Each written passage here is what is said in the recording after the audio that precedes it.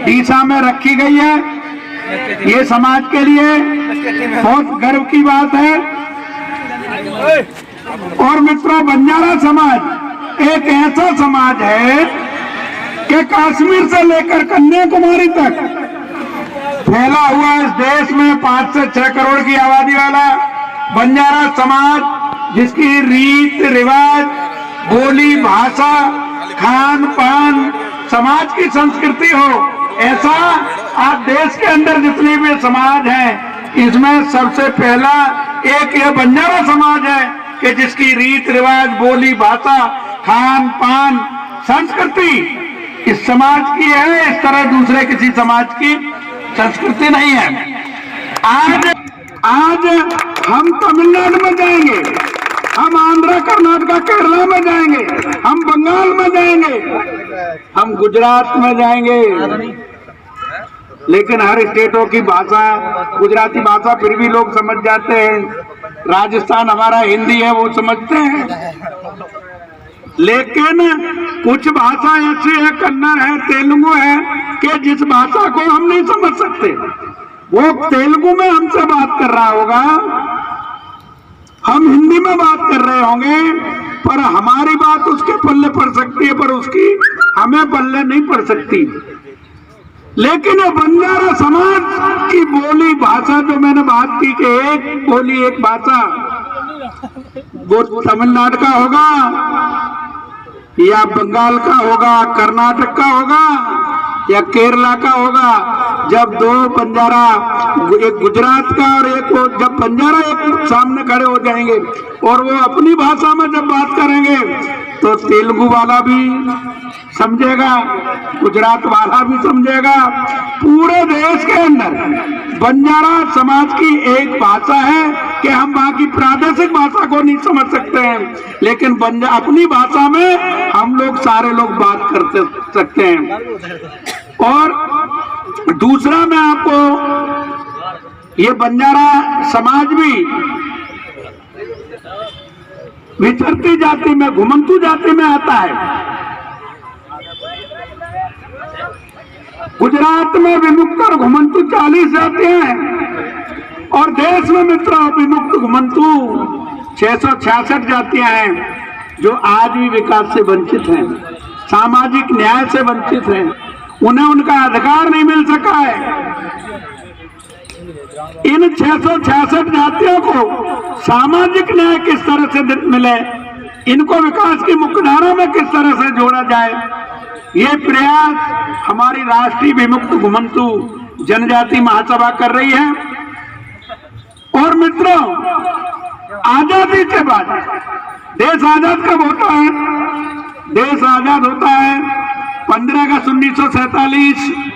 पटनी साहब, हम आजाद कब होते हैं? हमें आजाद कब किया जाता है? 31 अगस्त 1952 में। 5 साल 16 दिन के बाद ये डीएनटी के लोगों की याद आती है। देश के प्रथम प्रधानमंत्री आदरणीय पंडित जवाहरलाल नेहरू जी, पहली सरकार देश में जब स्थापित हुई, उस समय इन जातियों के लिए, क्योंकि ये जो जातियां थी ये मुगलों से लड़ने के, जब हमारा देश गुलाम था, ब्रिटिश हुकूमत थी, उस समय उन मुगलों से लड़ने में जो योगदान ये विमुक्त और घुमंतू जातियों का रहा है, उसे देश के इतिहासकारों ने उसको इतिहास दबा दिया है। उस समय इन जातियों को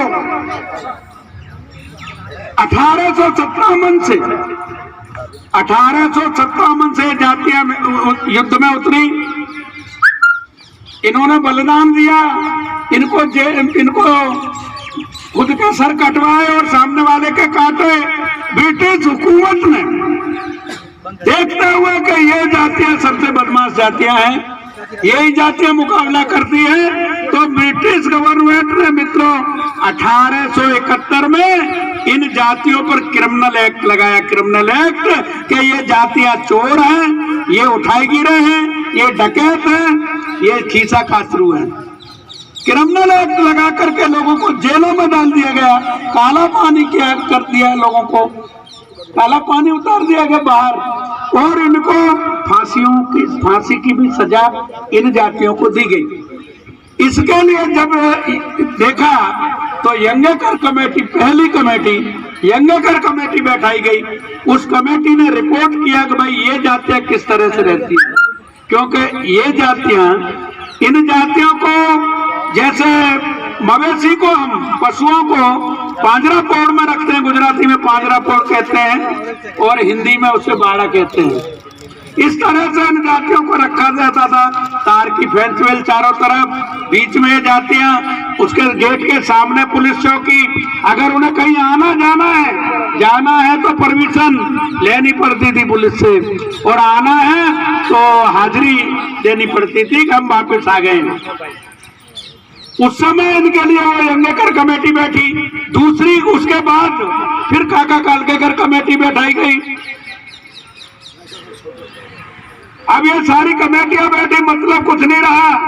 लेकिन मित्रों, अटल जी की, माननीय स्वर्गीय पूर्व प्रधानमंत्री अटल बिहारी वाजपेयी जी की सरकार में आदरणीय गोपीनाथ मुंडे साहब, आदरणीय हरिभाऊ राठौर जी, आदरणीय प्रमोद महाजन जी और हम लोगों के प्रयासों से एक पहला कमीशन भारत सरकार में बनाया गया। उस कमीशन का नाम 2003 में कमीशन बना।